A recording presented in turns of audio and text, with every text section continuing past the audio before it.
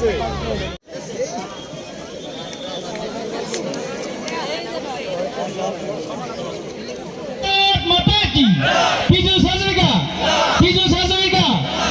হিমন্ত বিশ্ব শৰ্মা, নৰেন্দ্ৰ মোদী।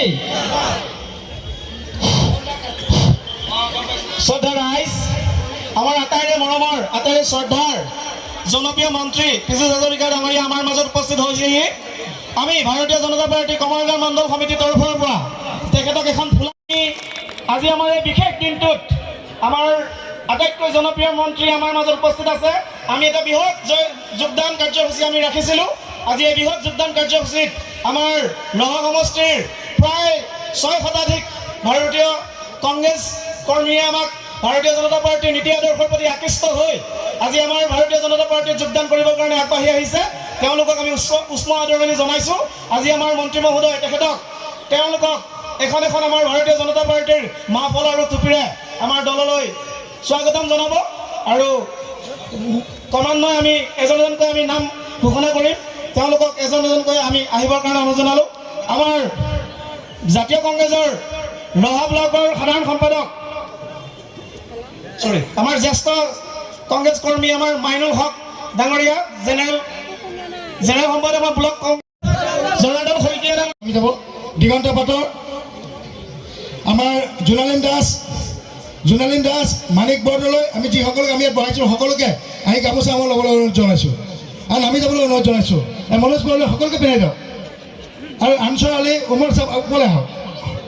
আমাৰ জোনালীন দাস, আমি যিসকলক আমাৰ পৰমা হাজৰিকা, উদ্ধৱ সিনহা, ৰুদ্ৰ বৰা, আমি সকলোকে যিসকল আমি অনুৰোধ জনাইছোঁ, আমি সকলোকে অনুৰোধ জনাইছোঁ। আমাৰ জোনালীন দাস, মতিবুৰ ৰহমান জেনেৰেল ছেক্ৰেটাৰী, মতিবুৰ ৰহমান, উমৰ আলী, মলিন বৰা, সকলোবিলাক আহক নামি যাব।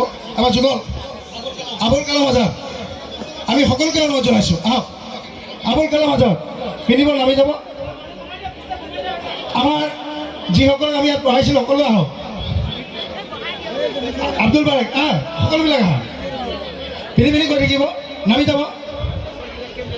আব্দুল বাৰেক আহক।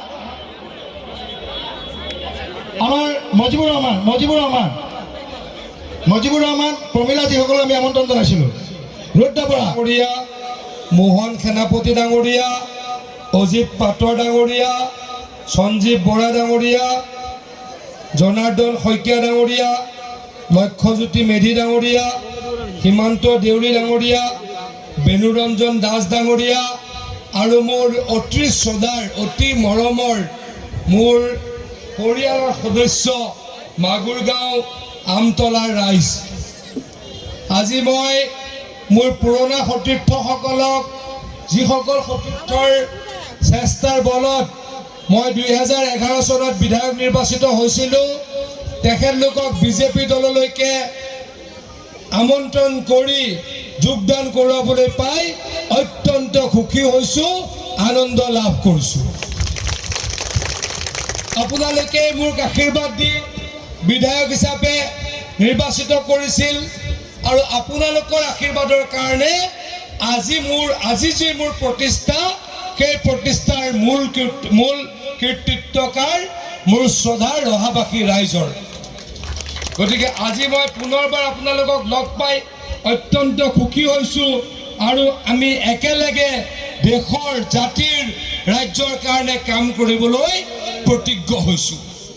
শ্ৰদ্ধাৰ মোৰ সুহৃদসকল, মোৰ পৰিয়ালৰ সদস্যসকল, ভাৰতীয় জনতা পাৰ্টি যদি নকৰোঁ, আমাৰ দেশখনৰ প্ৰতি আমি কাম কৰিব নোৱাৰিম।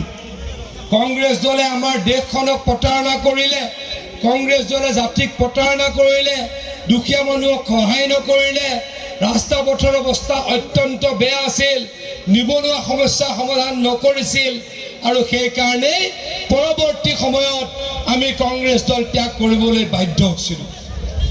আপোনালোকৰ বিধায়ক শশীকান্ত দাস ডাঙৰীয়ায়ো পৰৱৰ্তী সময়ত মুখ্যমন্ত্ৰী ডাঙৰীয়াক সমৰ্থন জনাইছিল আৰু চৰকাৰৰ লগত থাকি ৰহা সমষ্টিৰ উন্নয়নৰ কাৰণে কাম কৰিবলৈ আৰম্ভ কৰিছে।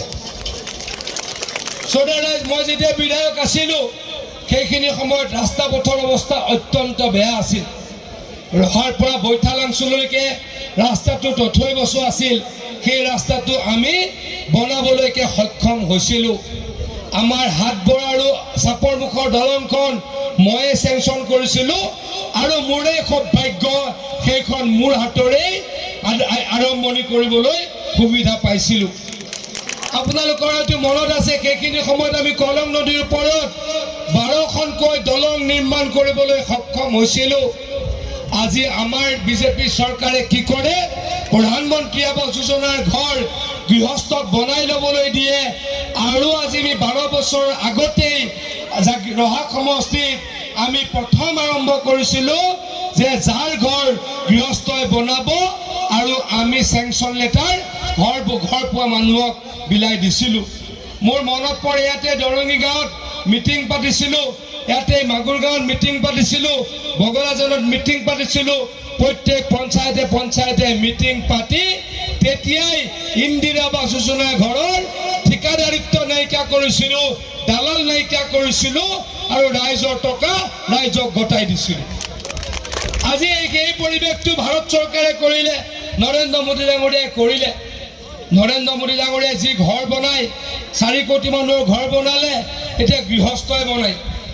মোৰ সৌভাগ্য, মই আপোনালোকৰ আগত খোলাখুলিকৈ ক'ব পাৰোঁ যে যেতিয়া মই ৰহাৰ বিধায়ক আছিলোঁ তেতিয়া ৰহাত প্ৰধানমন্ত্ৰী আৱাস যোজনাৰ ঘৰৰ তেতিয়াৰ আইৱাই ঘৰৰ কোনো ঠিকাদাৰ নাছিল। তেতিয়াও আমি কাক দিছিলোঁ, গৃহস্থকে ঘৰ বনাবলৈ দিছিলোঁ। এইটো কৈ মই গৌৰৱ অনুভৱ কৰিছোঁ, আনন্দ লাভ কৰিছোঁ। মানে আমি কাকো আইৱাই ঘৰৰ নামত টকা খাবলৈ দিয়া নাছিলোঁ। এইদৰে আমি সমষ্টিটোক সেৱা কৰিছিলোঁ। পৰৱৰ্তী পৰ্যায়ত মই কংগ্ৰেছ দল ত্যাগ কৰিবলৈ বাধ্য হৈছিলোঁ আৰু ভাৰতীয় জনতা পাৰ্টীত যোগদান কৰিছিলোঁ। ভাৰতীয় জনতা পাৰ্টীয়ে মোক জাগিৰোডৰ পৰা প্ৰাৰ্থিত্ব দিয়াত মই ৰহাৰ পৰা গুচি যাবলৈ বাধ্য হৈছিলোঁ। কিন্তু ৰহাৰ ৰাইজ প্ৰত্যেক দিনাই মোৰ মৰমৰ, ৰহাৰ ৰাইজ প্ৰত্যেক দিনাই শ্ৰদ্ধাৰ। জীয়াই থকালৈকে আপোনালোকক শ্ৰদ্ধা কৰিম, আপোনালোকৰ ওচৰত কৃতজ্ঞ হৈ ৰ'ম। জলসম্পদ বিভাগৰ মন্ত্ৰী হোৱাৰ পাছত আমি এই যে ৰহাৰ 3 কোটিৰ এই গোটেইখিনি কাম খুব ভালদৰে কৰিবলৈকে সক্ষম হৈছোঁ।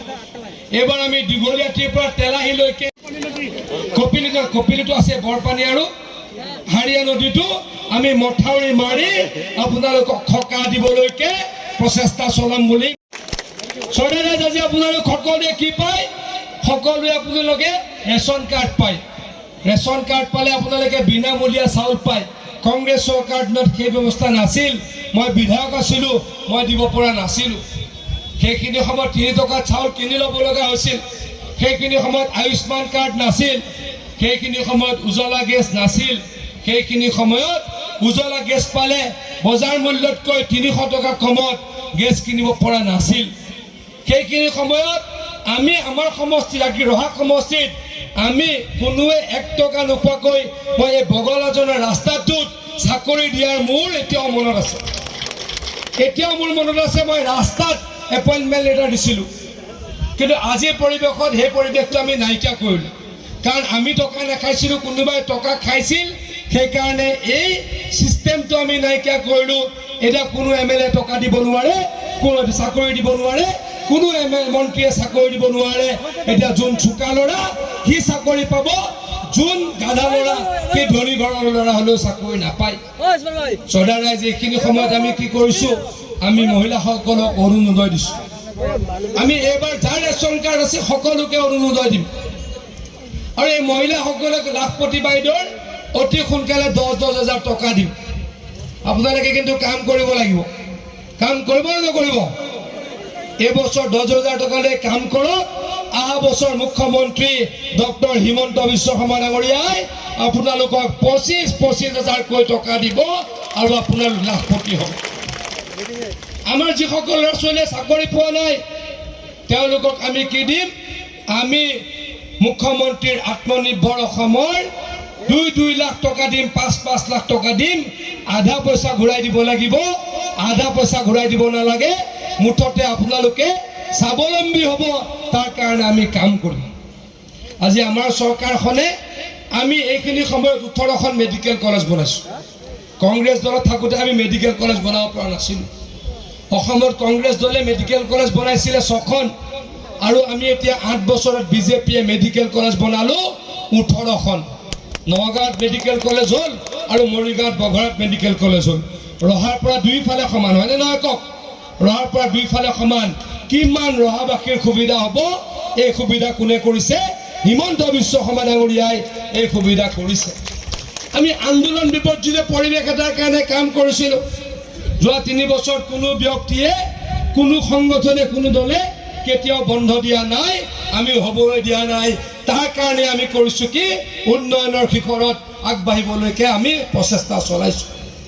আপোনালোক সকলোৱে জানে জাগিৰোডৰ পেপাৰ মিলত এটা বহুত বিৰাট ডাঙৰ ইণ্ডাষ্ট্ৰী উদ্যোগ আহিছে, ছেমি কণ্ডাক্টৰ উদ্যোগ বুলি কয়। টাটা কোম্পানীয়ে এই উদ্যোগটো চলাব, আৰম্ভ কৰিব আৰু তাত 15,000 ল'ৰা ছোৱালীয়ে প্ৰত্যক্ষভাৱে চাকৰি পাব আৰু 13,000 ল'ৰা ছোৱালীয়ে পৰোক্ষভাৱে চাকৰি পাব। মই ৰহাৰ যুৱক যুৱতীসকলক কওঁ, মই আপোনালোকৰে এজন, আপোনালোকৰ মই দাদা, আপোনালোকৰ ভাই। মই আপোনালোকক প্ৰতিশ্ৰুতি দিছোঁ, জাগিৰোড আৰু ৰহাৰ মাজত কোনো পাৰ্থক্য নাথাকিব। জাগিৰোডৰ ল'ৰাই যেনেকৈ তাতে কাম পাব, ৰহাৰ ল'ৰাই তেনেকৈ কাম পাব, ৰহাৰ ছোৱালীয়েও কাম পাব।